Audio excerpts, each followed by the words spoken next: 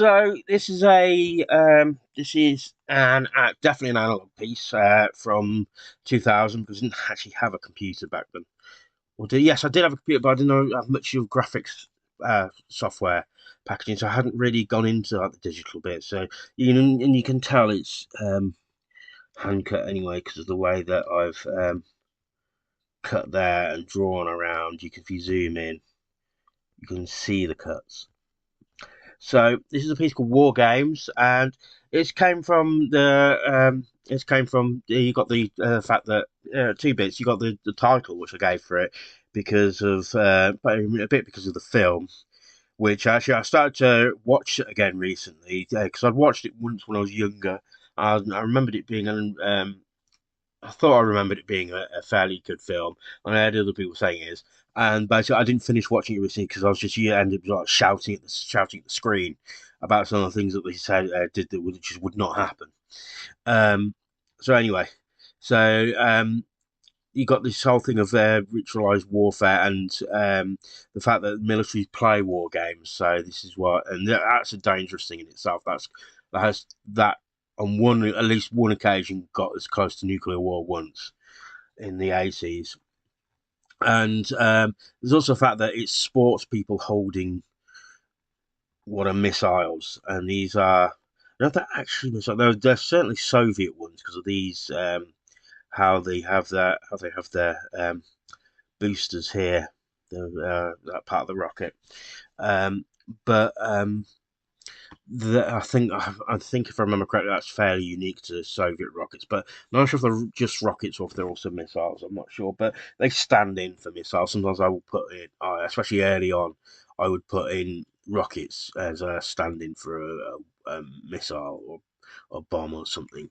And so you have like these people playing American football, which is already a pretty rough game now because you get some people that complain about American football players, as opposed to rugby, where they wear all the padding and well, you wouldn't manage without all that padding.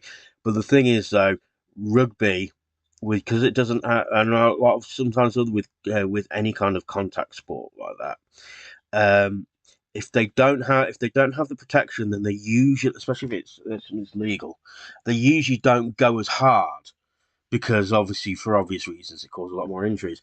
When you add padding, and I found this out when I started to try to do martial arts, if you put a head guard on, it made people think they could hit you in the head harder than they actually should, or a certain type of people think that. So they go there's you find a lot of situations where American football players have um, concussions and brain injuries that they shouldn't that a soccer rugby player wouldn't have because people kind of you know something like rugby looks a lot rougher than it is rough, but it looks a lot rougher than it actually is. And American football doesn't look as rough as it actually is, or maybe I don't watch it but much, but I've little bits of seen, and what you see there is it's a lot rougher than it should be. Um, So people are learning more about this now. But anyway, so and this back to the actual point is I heard sometimes when Roger Waters was talking about when they put when the infamous spitting incident at the very last Day of the Animals tour, and it was like he was saying he was at a sports stadium and he was a bit not happy about that because partly because of the size of it, but also he wrote he I don't think he really liked those kind of stadiums very much because of sport he considered, and I can see easily where he's coming from this. It's kind of like a ritualized warfare. These people and the teams do cite themselves up as if they're going a little bit as if they're going into battle. So we're going to fight them, we're going to beat them. I mean, because that's basically what sports is. There's no really taking that out of it and having it being competitive. That's what competitiveness is. It's just usually a lot less lethal than actual warfare. So that's where that came from. It's a whole bunch of things.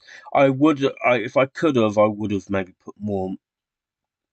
No, I could have put more missiles in. I could have put something in his hand here, maybe, but I didn't. I don't think I had that many, and I didn't have. and I didn't want it. Also, if I put some there, it might become a bit of a mess. But it may have actually, or I could have actually put a bomb in this person's hand here if they'd have seen what it is. Because one thing I've noticed actually, just from looking at it now, is only people on one particular side actually have these weapons. So, but that's me looking more into it than I should really. But it's a good piece that makes a point, I think. Um, so let me know what you think. Like, share, and subscribe. My link tree has my description in it, which has my merch links and my socials. And I shall speak to you soon. Thank you.